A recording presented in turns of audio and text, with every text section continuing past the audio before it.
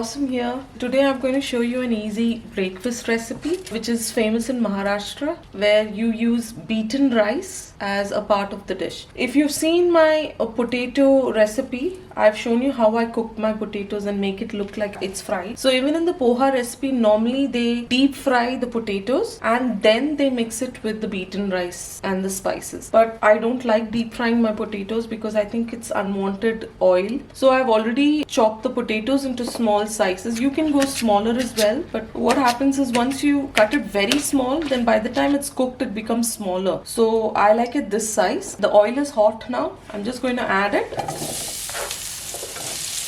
Just coat it in the hot oil.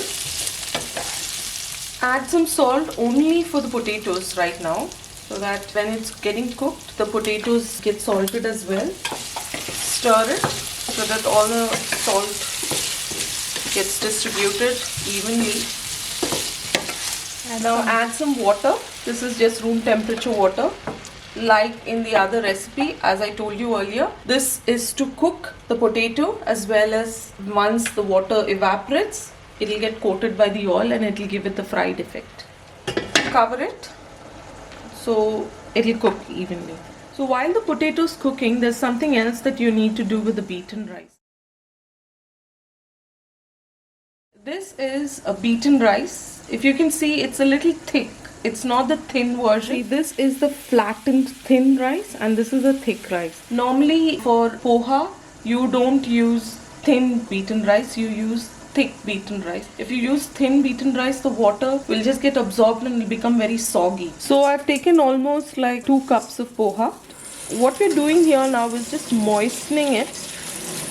This is where I said if you use thin poha or thin beaten rice, it will just get a mush and it won't work. Just rinse it, and what you have to do is let this stay in this strainer, let it soak all the water. There's no water down. Whatever water is there, it will get soaked and it will get a little softer. Leave it for around 10 minutes. In the meantime, the potato will also get cooked. So now the potatoes are cooked. If I just try to cut it, it goes through. So now what I'm going to do is, in the residual oil that is there, I'm going to just stir it gently so that it gets fried. So now you can see the potatoes are fried, and now I'm going to transfer it to another plate. Now in the same pan, I've added a little more oil and I'm going to put cumin seeds. Now that the cumin has crackled, I'm going to add 1 large chopped onion. Fry it till it softens. Add some salt to the onions so that it cooks quicker. So while the onions are getting cooked there, I've chopped some green chilies, the stems of the coriander leaves and the coriander leaves separately. The onions have cooked enough. I'm going to add the green chilies and the chopped coriander stems. Now I'm going to add some turmeric. Fry that for like 20 seconds. Now I'm going to add some salt. Now remember, you added salt to the potatoes. You've added salt while the onions were cooking. So keep in mind that there is salt. Add accordingly.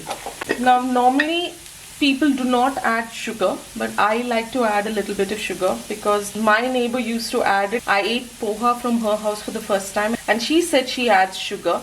So just a little bit, like a teaspoon of sugar. Stir it well. Now the salt and the sugar should melt in the heat, and only after that you should add the beaten rice. Add it to the pan. Mix it in. Add the fried potato. Mix it in, but gently. Switch off the heat and add some lime juice to taste. Stir it. Lastly, add the coriander leaves.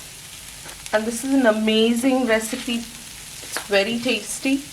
If you've not tried it, please do try it. Let me know in the comments below. So I'm plating it now.